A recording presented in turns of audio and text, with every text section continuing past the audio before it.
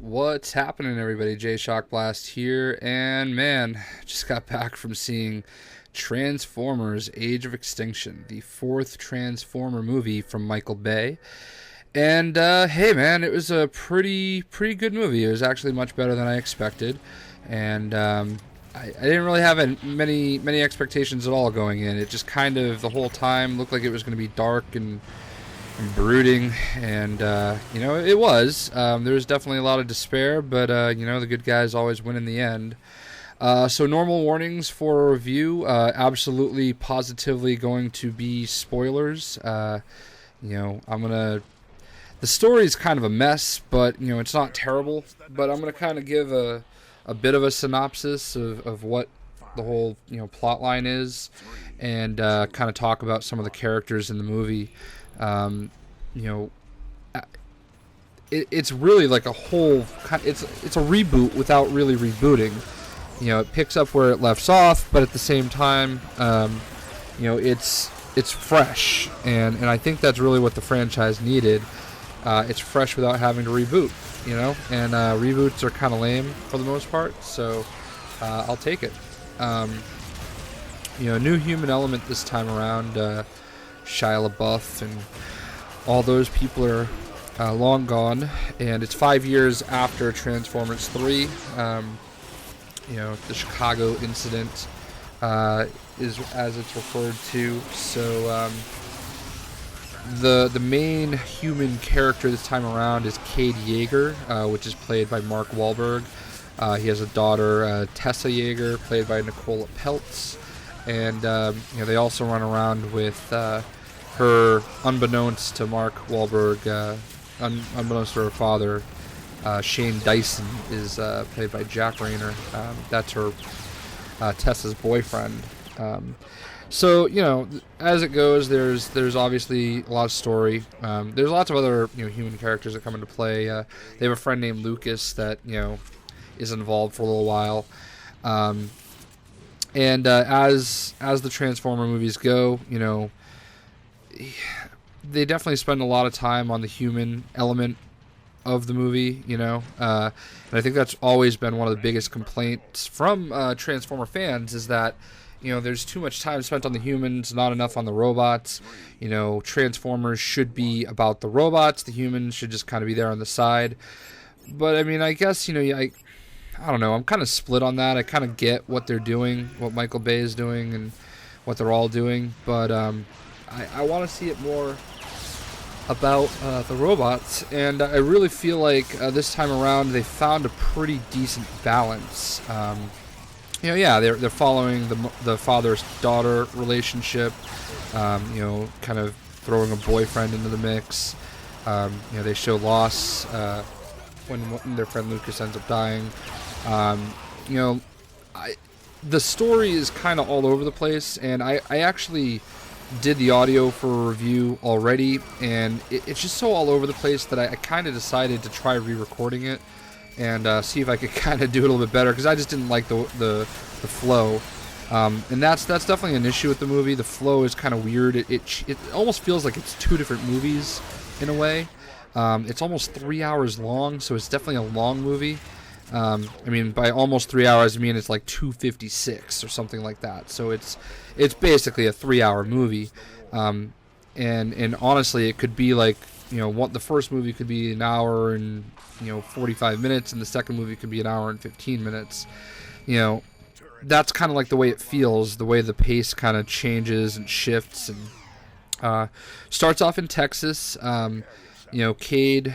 I go back and forth. I guess I'm just going to go by their real names. I don't really care about their in-story, their movie names. I'm just going to call him Mark Wahlberg, because that's who he is, and that's who you'll know him as. Wahlberg is, he's a tinkerer. He's trying to be an inventor. He, really good with robotics. Just always something missing. There are fireworks going on outside my house and just driving me nuts. So he's put the family into debt. Lucas is his partner with his company, and played by T.J. Miller, who I've really never heard of, to be honest with you guys. my buddy, I went with Madman, my buddy Mark.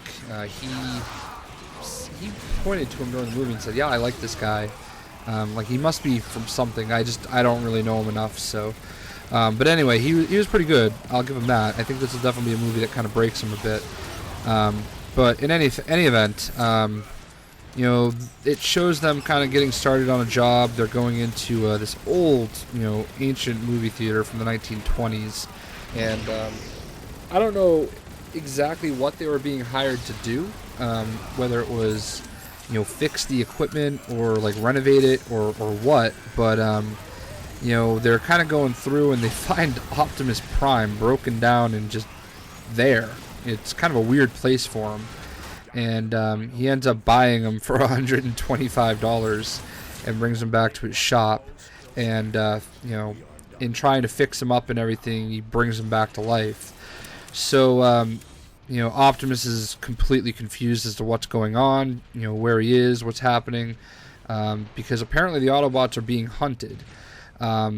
So the thing that's really different about this movie is it's not really Autobots versus Decepticons, which is what Transformers has basically always been.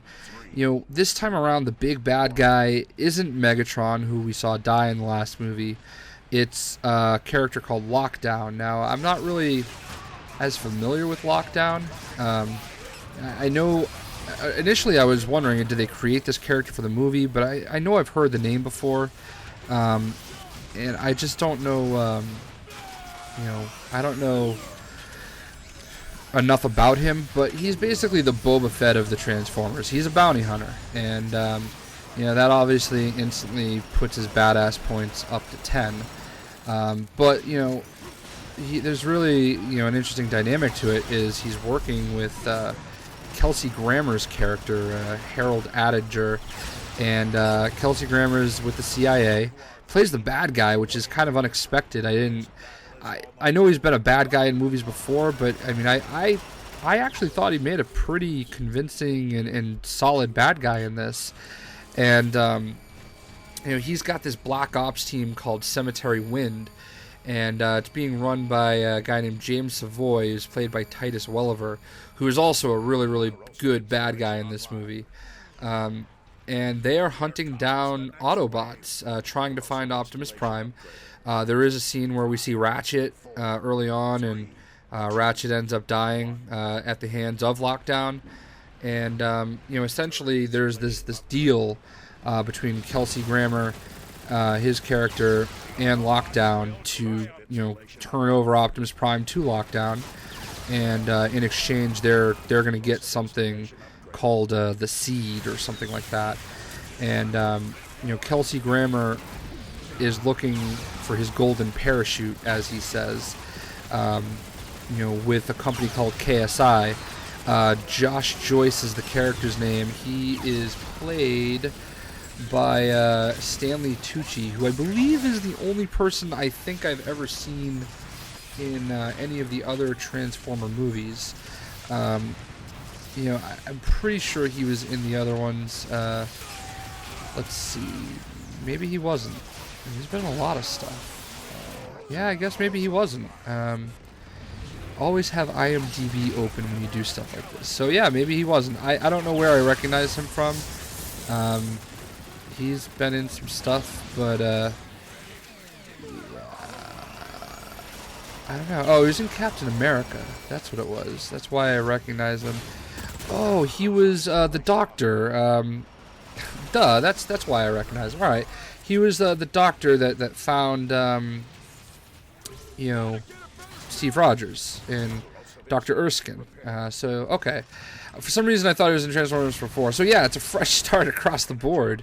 Everybody's gone. So, anyway, long story short, he is running this company called KSI. They're based out of Chicago, which is obviously where the big thing happened in Transformers 3.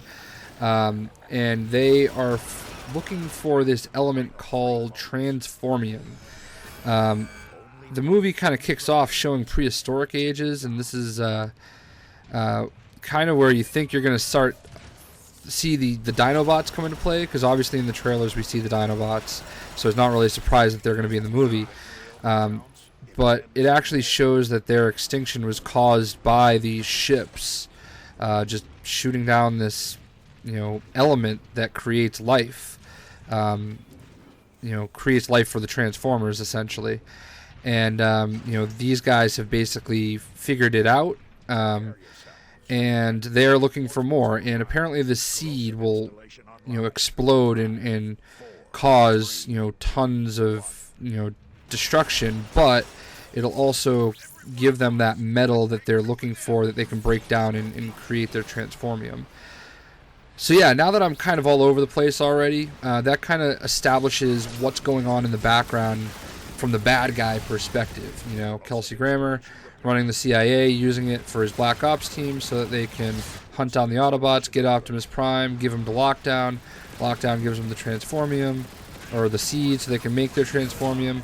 And KSI wants to create their own robot army, and to make the Earth a safer place. And for them, for Kelsey Grammer and for Stanley Tucci, like for their characters, they feel like all the Transformers should be gone. They're aliens. They don't belong on Earth, and they need to be able to better protect themselves. And that's why they're trying to create their own Transformers, and of course make millions and billions of dollars. So now that we have all that established, you kind of understand what's going on. So they are hunting for Optimus. They do end up tracking him down at Mark Wahlberg's farm, and battle ensues. Optimus has hidden himself, so Wahlberg is basically trying to convince James Savoy, the leader of the Black Ops team, that Optimus left and he doesn't know where he is, and basically they're about to kill his daughter Tessa, and that's when Optimus is like, I can't do this. I gotta step in here. So long story short, Lockdown shows up. They fight. They escape. There's a big battle. There's a huge chase scene. Optimus is fighting Lockdown. They're running through this city in Texas. Small Texas town, like you kind of expect small Texas towns to be. And they're so close to escaping, and Wahlberg, his daughter, and the boyfriend end up getting into Optimus, and their buddy Lucas ends up dying because of this grenade that Lockdown throws. I don't really understand how they get away. Like, Lockdown's a Lamborghini, and like he throws this grenade and just lets Optimus drive away. And at this point, Optimus is like the 80s version of himself. He's this old beat-up pickup truck, or tractor-trailer truck, and I don't really understand how he got away. Like, there was really no reason for Lockdown to let him get away. Like, he's been hunting all over the place for Optimus, and just like that, he's just, all right, well, here's Optimus, and I guess I'll let him just drive away. There's definitely a few plot holes where you're kind of like, okay, I guess that works, but so that ends up bringing us out to the desert somewhere. I don't know if they're in Texas still or Arizona or what, but Optimus puts out the call and gets all the Transformers to meet up with him. And by all the Transformers, I mean 4 of them. So this is definitely where the movie lacks a little bit. There just aren't enough Transformers that we know and love. The ones that are there are great, and they're all, other than, Bumblebee, they're all kind of new. We've got Crosshairs is the one I don't really know anything about, but, he's this weird, almost Australian-sounding trench coat-wearing guy that turns into a sports car, and I don't know, he's got this weird Australian accent. Then there's Drift, who's voiced by Ken Watanabe, who I just recently saw in Godzilla. Drift is a samurai-style, character. He was always an F1 car back in the day, but he's a sports car now, and he's also a helicopter. Like, he's one of those double changes, which is weird, and I don't understand, like later on in the movie, there's points where I'm like, okay, well, doesn't Drift turn into a helicopter? Why don't they just fly away? Why are they driving? They're being chased. He can fly, So, I don't know. Plot holes, like I said. It's all convenient. So, they figure out, that Tucci's character is based in Chicago. He's to blame. And they're like, hey, we got to get to Chicago. We got to break in. We got to figure out what's going on. And that's where we introduce the kind of third-party aspect of what's going on and what's really happening. And it's a little bit of a plot twist, and it was a little expected. So, obviously, the battle was in Chicago at the end of Transformers 3. And we saw everybody die. Like, you know, Megatron dies. Who was it? Zeta Prime? One of the Prime. The good guy turned bad guy Prime. He dies. Starscream dies. Everybody dies. You know, Shockwave. Everybody's just dead. And, you know, he's basically collected all the dead, you know, robots. Even the ones that they're hunting, the Autobots. He's told everybody that they are Decepticons. And, you know, the biggest, baddest Decepticon of them all, Megatron, is there. Not like his whole body, just his head. And they're basically like siphoning all the information out of these Autobots, and that's how they've figured out how the Transformium, as they call it, works, which is a totally dorky name, but whatever, is through the head of, you know, Megatron, like kind of stealing his thoughts. Little do they know, but Megatron is actually not dead, apparently, and his consciousness is allowing them all this information so that they can create him a new body. And that new body is called Galvatron. So it's kind of a cool take on the whole story, you know, because obviously in the old Transformers cartoon movie from like '86, you know, Megatron dies and becomes Galvatron, and so that aspect of it's interesting. They're trying, you know, Tucci's character wants them to make Megatron a bigger, better version of Optimus Prime. But he keeps on coming out completely different, and I guess he keeps having him scrapped. But, you know, it's because obviously Megatron's in control of his body and everything. So, there is this little robot, I guess he's called Brain, voiced by Reno Wilson. That little annoying guy, I think he was like a pickup truck, like a remote control truck in the last movie. Or maybe he wasn't. I don't remember exactly who he was, but he's kind of like a little annoying. They've got him all caged up and you know, working for him, and he knows Megatron's like active. He knows it, and he's just like, I don't have a choice. I got to do it. You know.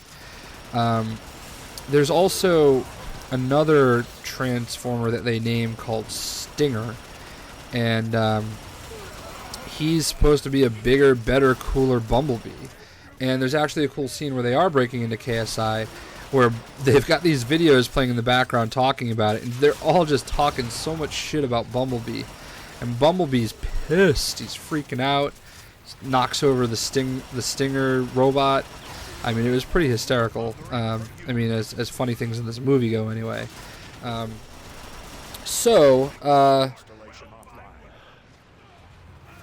Yawn, sorry. So they break into KSI.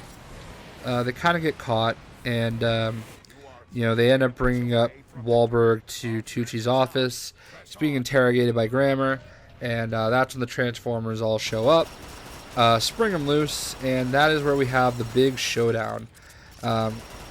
So it starts off where they send Galvatron and Stinger out there for a quote-unquote field test, and they're chasing him down, and that's where like you don't realize that Megatron's in control at that point.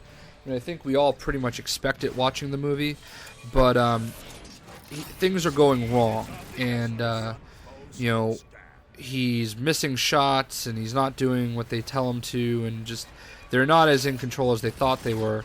And as you know, Optimus is fighting him, Galvatron says something, and I don't remember exactly what he said. They were talking about having souls and whatever, and you know, Tucci's character picks up on it. He's like, and how did he talk? You know? He's like, you know, he did everything wrong. We weren't in control. Why aren't we in control? And how is he talking? Like, all this programming, you know, you guys are better than that. And, you know, none of this should be happening. So, I think the seed's planted at that point. You know, hey, something's up with Galvatron. And, you know, we all expect him to be Megatron. So, Not really a surprise, but we know that kind of establishes it.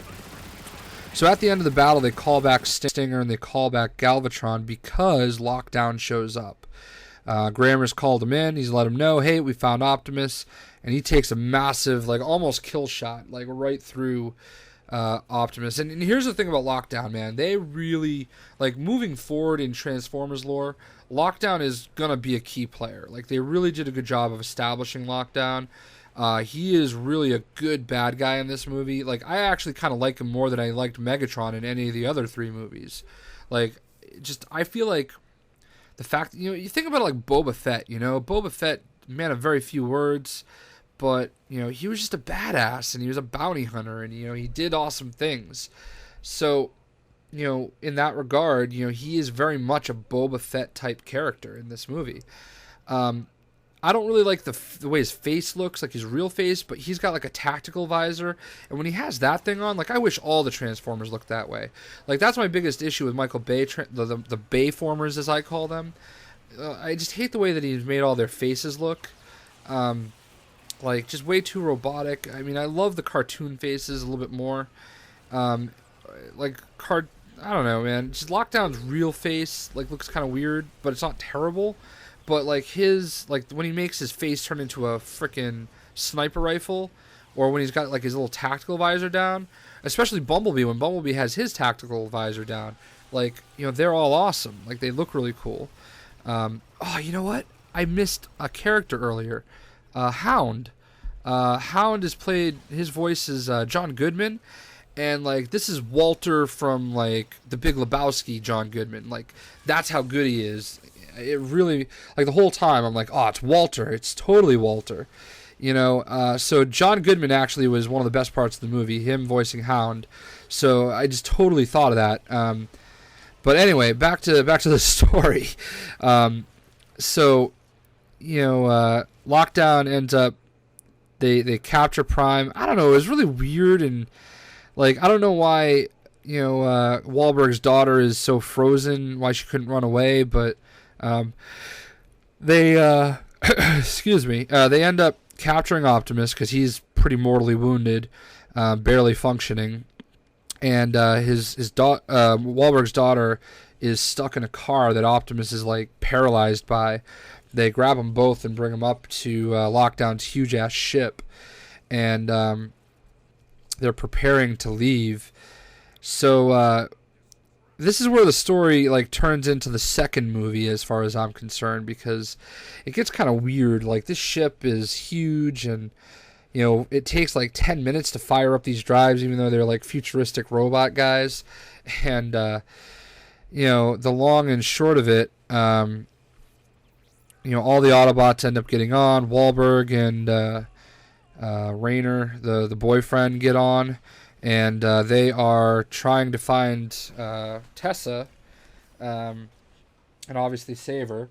And there's this massive ship, and they somehow find her. And the Autobots somehow find Optimus, who is in some kind of a chamber that he knows about. And there's supposed to be others like him also held captive in the area. And that area just happens to be a separate ship, which is super convenient and weird, but, they use it to escape, and Lockdown doesn't realize it, and he shoots out into hyperspace, and blah, blah, blah, and he's kind of out of the equation, and I don't know, it's kind of like a weird sequence, escape sequence, but and very filled with a lot of conveniences that I will get into in a little bit, especially where Optimus is being held.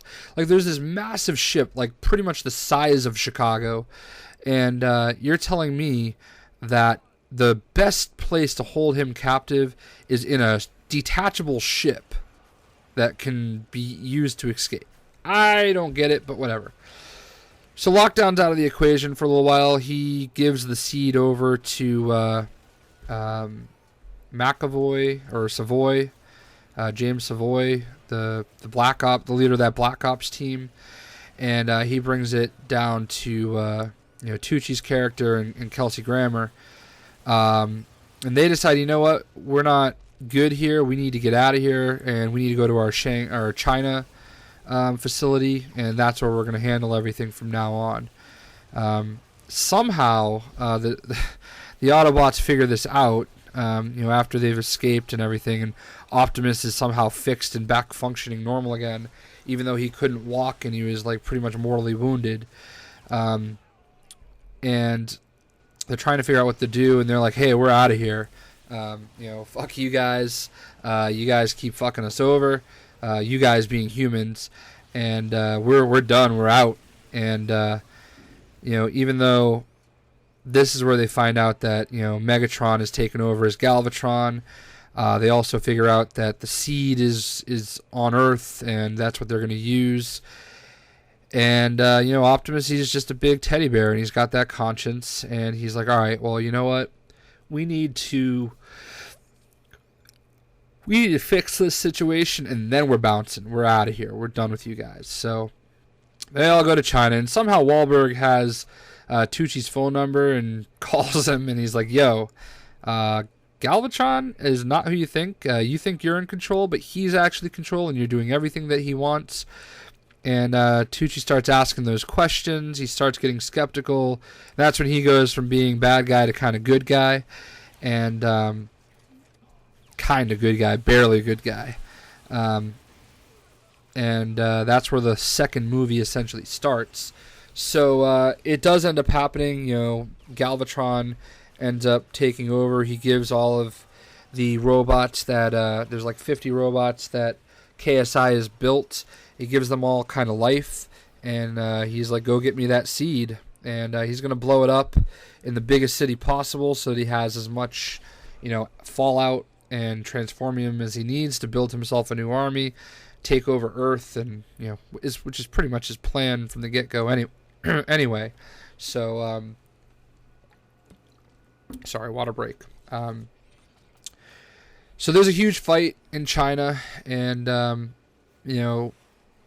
the ship that they're flying gets like blasted out of the sky and way away from the battle. It's just Hound and Bumblebee to protect the humans, and Drift and Crosshairs and Optimus end up in this like jungle-ish area outside of whatever city they're in. I think they're in Shanghai.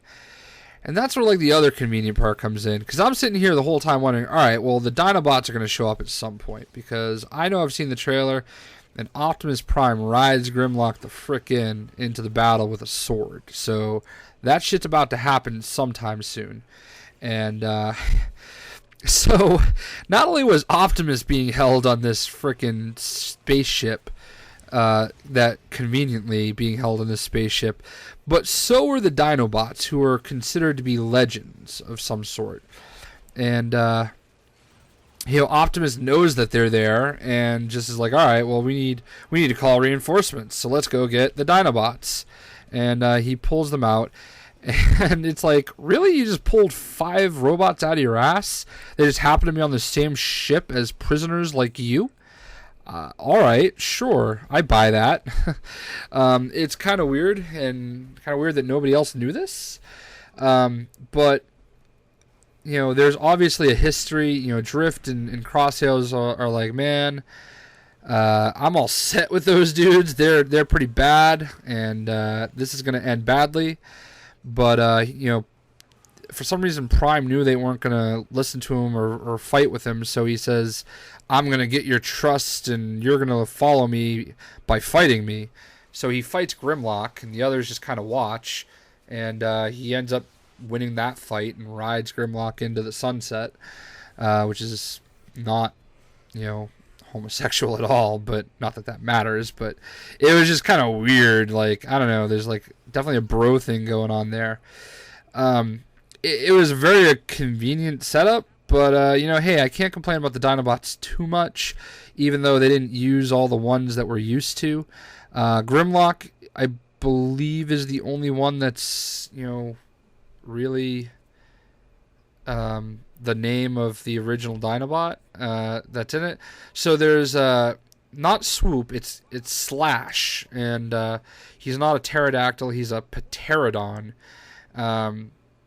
Or a pterodon. I don't know if you pronounce it. The P might be silent, but it's a 2-headed thing, and a two-headed pterodactyl, essentially. With it looks like it could have been like out of a Godzilla movie. Then there's Scorn, who is what's called a Spinosaurus, which is like a cross between like almost a Stegosaurus and a Velociraptor. Then we have an actual Velociraptor, Slash. And then there's the only one that's kind of like the original Dinobots, Slug, who used to be Slag. But I guess Slag is like a derogatory term in the UK, so I guess I understand why they changed his name. He's the Triceratops, and other than Grimlock, he's the most badass one of the group. There's this scene where he jumps up in the air and just freaking headbutts something, and it was just so funny and awesome. I actually really enjoyed that scene. So those are your 5 Dinobots. They just all of a sudden join into battle and just cooperate because why not? It's Optimus Prime, and I guess we'll follow him. Drift is really cool. He's very, what's the word I'm looking for? Like, very much a warrior. Like one of those Asian warriors. I'm just totally blanking on what they're called, and I'm going to hate myself because I got it right the first time around. A samurai. He's very much a samurai. And what I wish that the way that they portray him in Rise of the Darkspark in the Transformers game, he was very much a man of honor, like honor and that type of thing were really big to him. And I wish they kind of stayed true to that in this movie. Because he kind of has like this punk attitude to him a little bit. Like, he fights Bumblebee at one point, and I didn't like that. I really liked the way they established him in the video game, which might be one of the only redeeming qualities of the video game. But, he about 70% of the time he has that kind of, samurai-ish aspect to him, and I really enjoy Drift, even though, he's not the F1 car that I always remember. In China, there's this awesome fight scene where, Wahlberg has got this badass, gun that he's firing, and he's fighting alongside Hound, and, Hound calls himself a fat ballerina, amongst other things, and he's just going crazy and, killing everything, and it's a pretty cool scene. The banter is pretty cool. Bumblebee's doing his thing. He's fighting Stinger, who he's already hates, and Galvatron is just kind of in the background, pointing everybody where they need to go. Then out of nowhere, Lockdown's back, and everybody's after the seed, including Lockdown now, and his ship is wreaking havoc on I think it's Shanghai, and Megatron or Galvatron is kind of like, all right, you know what? I'm gonna take a step back here and regroup. He's kind of playing the Starscream role in that regard. Very much more like Starscream, live to see another day. Kind of lets Lockdown do his thing. Then Lockdown and Optimus have the ultimate showdown. And it results in not just Optimus. Optimus is actually about to die, and Wahlberg shows up to save the day.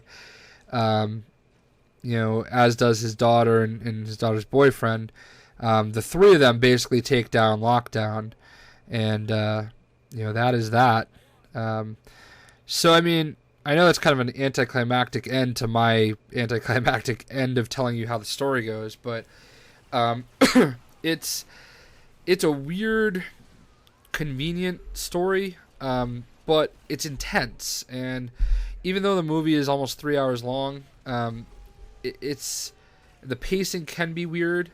It's a pretty intense and dark movie. It's got some humor to it. There are definitely points in time where you will laugh, and you will laugh pretty hard. There's also some sad parts. Ratchet dying, Lucas dying, it's got that love story aspect of it too, and it's also got that father-daughter story going on as well. And then there's Tucci's character, his bad guy to good guy story. So. It's definitely, I like a lot of things about this movie better than the other 3 Transformer movies. I hesitate to say it's the best Transformer movie, because in some ways it's not, but in a lot of ways it really is. the human story, like this crew of humans, is so much better than the Shia LaBeouf led team. Like their story is way better, and you know, I can appreciate that a lot more. Lockdown is just a really badass character. I really think they did a better job with him than they did Megatron, you know, or Galvatron, even for that matter. You know, Optimus is Optimus. He's, you know, Peter Cullen. You know, so he's the voice we all know, and he's just, you know, he's that charismatic leader, and he has all of his typical, you know, Optimus Prime lines. You know, I'm sure it's our darkest hour at some point in the movie because he says that all the time. You know, it's very well made. There is lots of action, but there's also lots of lulls, so it's kind of up and down, up and down. I would say it's a solid 7 out of 10. Madman, he gave it a 5 out of 10, but he said he was open to making it a 5.5. It's okay. I mean, it's a summer blockbuster. I mean, you're not gonna go to this movie and say, "Oh, I wasted my money." If you like Transformers, it's worth seeing. It's enjoyable. I liked it. I actually liked it, you know, quite a bit. There aren't nearly as many, you know, holy shit moments as I would maybe hope, but there's definitely a few. It's well made, you know. As Bayformers go, it's pretty solid, you know. I can't really complain that much. It's just a long movie. It definitely sets up for another movie. I mean, I don't know if there's going to be a new trilogy or, you know, maybe the 5th one will be the last one. It really ends with Optimus going out into space. Lockdown basically insinuates he's a bounty hunter, so somebody hired him. And he says that he's bringing him to the makers, and whoever the makers are. Wondering if it's going to be Unicron. It would be an interesting spin. But Optimus shoots himself out into space, tells the remaining Transformers to protect the humans, sends the Dinobots off on their own, and says, "Hey, you guys are free. Go do whatever you want." Like they're not gonna just go screw around and make things worse. I trust them way too much, as far as I'm concerned, for them being monsters and, you know, not talking or anything. So it was definitely a solid movie. You know, just long. You know, that's my deal. And obviously, Galvatron's still on Earth, so you know we know he's gonna find a way to play it back into the movie. You know, Lockdown's dead, so you know he's not gonna be the bad guy in the next one. So it'll be interesting to see what they do from here. I don't see any way there's not a 5th movie. I mean, it's left so open. It's like so set up for another movie. So we'll see what happens from here, and you know, it's definitely interesting. Wahlberg, excuse me, Wahlberg was good. I think Jack Rayner, who played Shane Dyson, the boyfriend of Nicola Peltz, you know, I think he'll do pretty well for himself after this. Nicola Peltz, I think, will do. You know, she's a good-looking girl. It's so weird thinking that she's 15 years younger than me. I feel like a dirty old man, you know. Born in 1995. Holy fuck, I'm so old. I was born in 1980. I was 15 when she was born. I was in high school. That's insane. And yeah, wow. Anyway, solid movie. I would say if you're a Transformers fan, you need to see it. You won't be all that disappointed. It's a solid movie. You know, 7 out of 10 is not bad. It's not perfect. I mean, I don't think Bayformers ever will be, but you know, it's okay. Tons of product placement. You know, that is what it is. You know, we can't really do a whole heck of a lot about that. But yeah, I'm interested to see what you guys think, though. Like, if you've seen the movie, what did you think of the movie? You know, I just thought it was a really good, solid movie. So I hope you guys did enjoy it, if you did see it, and I hope you guys enjoyed the review. So I've probably been playing some Escalation. I don't know if there's like one character or two or what I'm doing. I'll probably play as Optimus Prime and possibly Lockdown in this video. So we'll see.